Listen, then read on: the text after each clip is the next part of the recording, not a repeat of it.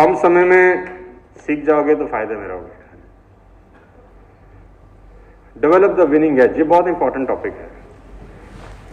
So what is the winning edge, क्या बोलते हैं इसको और ये बला क्या है? So develop the winning as.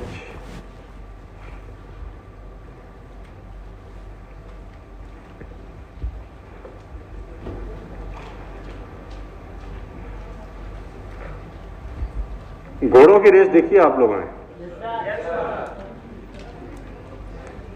मान लेते हैं 10 घोड़े दौड़ रहे हैं, हाँ, फर्स्ट कितने आएंगे? एक आएगा। जो फर्स्ट आ रहा है वो बाकी 10 घोड़ों से 10 गुना तेज दौड़ता होगा, हाँ? नहीं ना। और अगर 20 घोड़ों की रेस में कोई फर्स्ट आ रहा है तो क्या वो 20 गुना तेज दौड़ेगा तब जाके फर्स्ट आएगा? हाँ। तो समझने की जरूरत यह है कि अगर ये विनिंग लाइन है, ये विनिंग लाइन है, तो हो सकता है जो घोड़ा फर्स्ट आया हो उसने सिर्फ नाक ही बाहर निकाला हो, सिर्फ इतना सा ही बेटर हुआ हो तो फर्स्ट आ गया हो। ऐसा हो सकता है कि नहीं? और ऐसा ही होता है शायद। जो धावक दौड़ रहा है, जो 100 मीटर दौड़ता है या 400 मीटर दौड़ता है, वो दूसरे से कितनी तेज दौड़ रहा होता है, फ्रैक्शन ऑफ सेकेंड्स, है ना? लेकिन मजे की बात बताऊं आपको, प्राइज मनी में जमीन और आसमान का फर्क होता है। जो फर्स्ट आता है और जो सेकंड आता है, उसकी जो प्राइज मनी होती है ना, उसमें, अब मैं ये आपको क्यों सुना रहा हूं? मैं आपको इसलिए सुना रहा हूं कि अगर आप बाकी लोगों से थोड़ा सा भी बेटर हुए तो उनकी और आपकी कमाई में जमीन आसमान का फर्क है।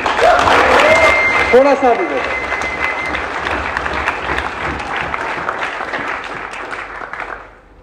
इसीलिए बोलते हैं ऑर्डिनरी और एक्स्ट्रा ऑर्डिनरी में एक्स्ट्रा का फर्क है बस, बाकी सब बराबर होता है।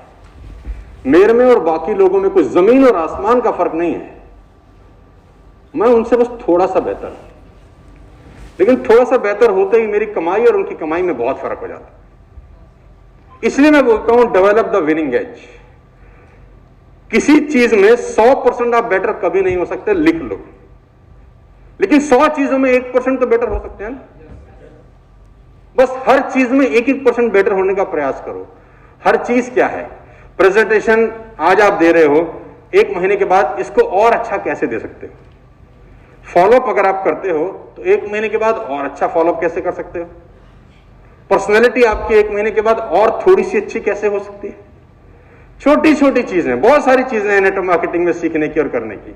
आपका ड्रेसिंग सेंस पे आपको काम करना होता है, वोकैबुलरी पे आपको काम करना होता है, बात करने के तरीके पे काम करना होता है, लीडरशिप बिल्डिंग पे काम करना होता है, टीम को रूल कैसे करना है, टीम को लीड कैसे करना है, उस पर काम करना होता है, नीचे की प्रॉब्लम सॉल्व कैसे करनी है उस पर काम करना होता है, रिस्पॉन्सिबिलिटी कैसे लेनी है उस पर काम करना होता है। कितनी सारी चीजें हैं। इन सब चीजों में तुम थोड़ा थोड़ा थोड़ा थोड़ा थोड़ा भी बेहतर होते गए तो बाकी लोगों की तुलना में तुम्हारे रिजल्ट्स बहुत अच्छे होंगे। सिर्फ थोड़ा थोड़ा बेहतर, तो बहुत ज्यादा चेंज करने की जरूरत नहीं है। इसी को मैं बोलता हूं always develop the winning edge. Problem क्या रहता है, मैं बहुत सारे नेटवर्क मार्केटिंग में लोगों को जानता हूं, 15 साल पहले जैसा थे ना, आज भी साला वही है। 10 साल पहले जैसा थे, वो कहते हैं हमको 10 साल का एक्सपीरियंस है। मैं बोलता हूं सालो, तुमको एक एक्सपीरियंस 10 बार हुआ है बस, तुम्हें 10 साल का कोई एक्सपीरियंस नहीं है। तुम जो कर रहे हो ना वही बार बार कर रहे हो, तुम कुछ नया नहीं कर रहे, कुछ एड ऑन नहीं कर रहे। और मैं फिर कहता हूं, खासतौर पर उन लोगों के जिनके चेक अच्छे आ रहे हैं, आदमी अपनी औकात से ज्यादा पैसे नहीं कमाता। लिख लेना मेरी इस लाइन को। जिनको अच्छे चेक आ रहे हैं उनको कह रहा हूं, अगर तुमने अपने को बेटर नहीं किया तो चेक वापस आते भी देर नहीं लगेगी। एक ऐसा कड़वा शब्द है जिसको जितनी जल्दी मान लेंगे उतना अच्छा रहेगा। मैं तुम्हें याद आऊंगा कि कहता तो साला ठीक ही था, कभी तो बड़े अच्छे चेक आ रहे थे, फिर साला वापस जा रहे हैं। ये वापस क्यों जा रहे हैं? जब तुम्हें लगा ये वापस क्यों जा रहे हैं, समझ लो तुमने खुद के ऊपर सारा कोई काम नहीं किया है। हर चीज में थोड़ा थोड़ा थोड़ा तुमको बेटर होने की बहुत जरूरत है। मैं 3 महीने से स्टेज पे नहीं आया, 3 महीने के बाद अब स्टेज पर आया हूं बिकॉज ऑफ कोविड। 2 महीने से मैं बहुत डिस्टर्ब था। My father expired, my sister in law expired, मेरे को खुद सीवियर कोविड था, तो 2.5 से 3 महीने में स्टेज से दूर था, मैंने बात नहीं करी।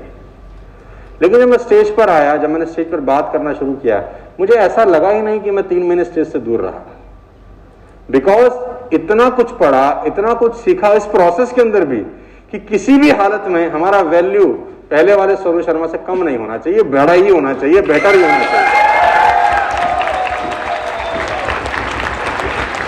तो हमेशा नोट करें, जब आप स्टेज पर जाएं तो क्या आप पहले वाली बार जब स्टेज पर आए थे और इस बार जब आप स्टेज पर आए हो तो पहले से बेटर हुए? अगर आपका जवाब है नहीं, तो आप कुछ नहीं कर रहे भाई साहब, समय को धक्का मार रहे हो बस। मैं जब भी स्टेज पर जाता हूं, मैं तुमको बड़ी ईमानदारी से बता रहा हूं, रिस्पॉन्सिबल सर्जन जैसे जाता है ना ऑपरेशन थिएटर के अंदर, उसको पता है उसके हाथ में ना एक जिंदगी है यार, बड़ा जिम्मेदारी होती है एक सर्जन की। जैसे पायलट जाता है कॉकपिट के अंदर, उसको पता है मेरे हाथ में 300 लोगों की जिंदगी है यार। मैं जब स्टेज पर आता हूं, मेरे को वैसी फीलिंग होती है कि मेरे हाथ में ना बहुत सारे लोगों की लाइफ है यार। मेरे से कही गई, मेरे मुंह से कही गई एक बात किसी का भविष्य बना भी सकती है, सारा बिगाड़ भी सकती है।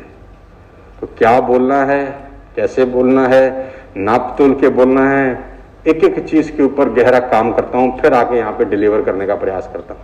ऐसा नहीं मुंह उठा आ गए, हाँ भाई 4 बातें बता दी, लौट के घर चले गए, नेवर।